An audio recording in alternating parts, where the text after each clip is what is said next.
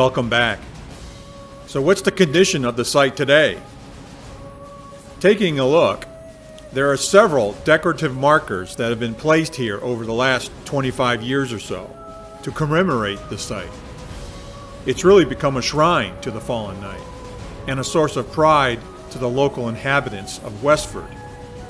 And, by the way, this entire memorial was commissioned and paid for by the descendants of the Sinclair and Gunn families. As we make our way around the site, you can see a memorial headstone with an inscription that describes Prince Henry Sinclair and his expedition to Westford. Over here, you see a horizontal bronze statue of the fallen knight, which, by the way, is supposedly the 3D image that is carved onto the granite. It also doubles as a grave marker in the same style of a 14th century Scottish Knights Templar grave marker, as seen at other famous Knights Templar burial locations in the United Kingdom. And over here is a plexiglass enclosure that covers the granite slab and the stone carving area. The enclosure is designed to protect the granite from acid rain and erosion. Here's a video of the site this past winter that I took, and you can see that most of the site is buried in snow. A lot of salt is used on the roads here in Westford during the winter months, and a lot of slush and salt mixture gets splashed onto the stone every winter, further damaging and eroding the carving. Looking at the stone now, it is incredibly hard to see the carving, at least for me anyways. About the only thing I can faintly make out is the hilt of the sword. But the rest of the stone, well, it looks like an ordinary stone to me. But old photographs of the site show much more distinct carvings from just even 20 years ago. So accelerated erosion is definitely taking place and taking a toll on the carving. One last thing on the knight. The effigy was not the only carving to be discovered in Westford that might have a 14th century connection. Discovered a few miles away was a rock about the size of a basketball with an image of a one-masted ship along with an arrow and the number 184. The rock was first reported by a local Westford farmer around 1873 when he stumbled upon it while working his farmland. The rock carving was created using the same style and method as was the carving of the knight. The ship was the same type used in the 14th century by Sinclair. Known today as the boat stone, it is still with us and is on display at the Westford Public Library. Some studies have shown that the stone is authentic. Could this be the smoking gun that proves that the Sinclair Expedition made it here long before Columbus?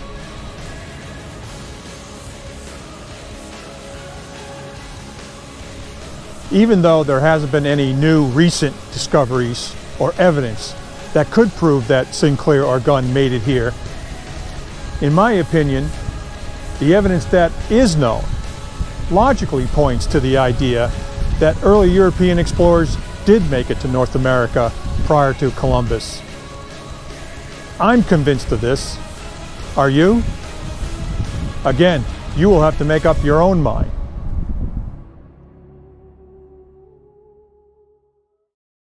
And finally, I always like to end each series by recommending some great motorcycle routes that you could ride that follows the series that you just watched. After all, this is still about motorcycle riding. and finding interesting places to go on your bike. So here are some recommended motorcycle routes you may want to try, which essentially follows the Sinclair Expedition route and eventually ends up at the Westford Knight location.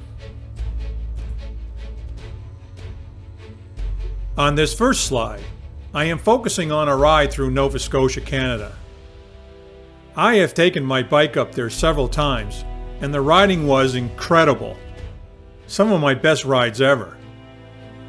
I had to pick a place to start the ride on the map, so I picked the US-Canadian border crossing at Calais, Maine. Anyways, once you get into Nova Scotia, work your way to the first stop at Guysborough, and find the place along Nova Scotian Route 16 that some historians believe was the Sinclair Expedition initial landing spot in Nova Scotia, and then check out the Sinclair Expedition landing memorial site there.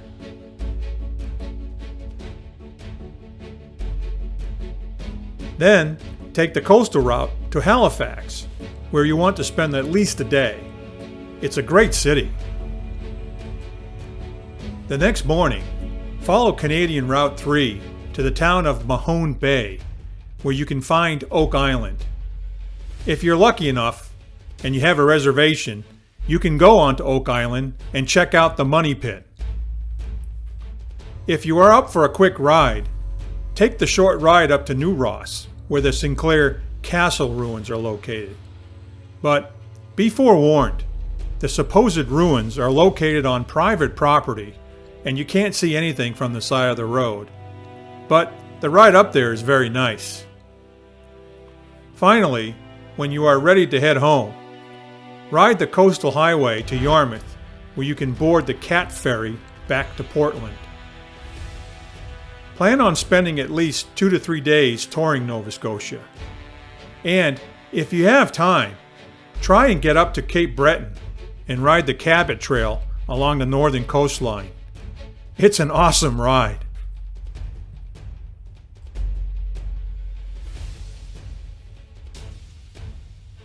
This next slide shows a route along the Massachusetts, New Hampshire, and Maine coastline from Newburyport, Massachusetts to Calais, Maine. You essentially are following US Route 1, or Route 1A in New Hampshire. Route 1 can get busy in spots, but for the most part, it is a wonderful country ride on some very scenic roads. I highly recommend taking a pit stop in Bar Harbor, Maine, and visiting Acadia National Park. It has some of the most spectacular views in all of New England.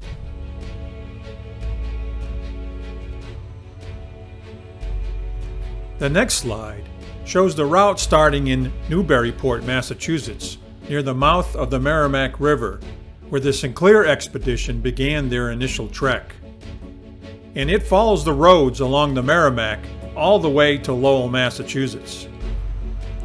If you get a chance, stop and check out the waterfalls that stopped Sinclair's boats and forced him and the expedition to proceed on foot. Then follow the route depicted to Westford, Massachusetts, and to the Westford Knight Memorial Site. Take a quick ride up to the center of town to the Fletcher Public Library and go and see the boatstone. The display is located on the bottom floor of the library, and the engraving on the stone is still very clear and easy to read. And if you are up for it, take the 6-minute ride to the approximate location of where the boatstone was initially discovered in 1873.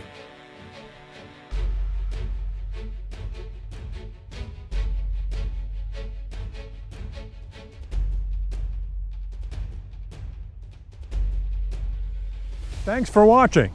I hope you found this series entertaining and interesting, and I hope it made you think. If you've liked what you've seen, please consider subscribing to my channel. In any case, please come back, as I have several more series in the works, and I will begin posting them soon. So keep an eye out.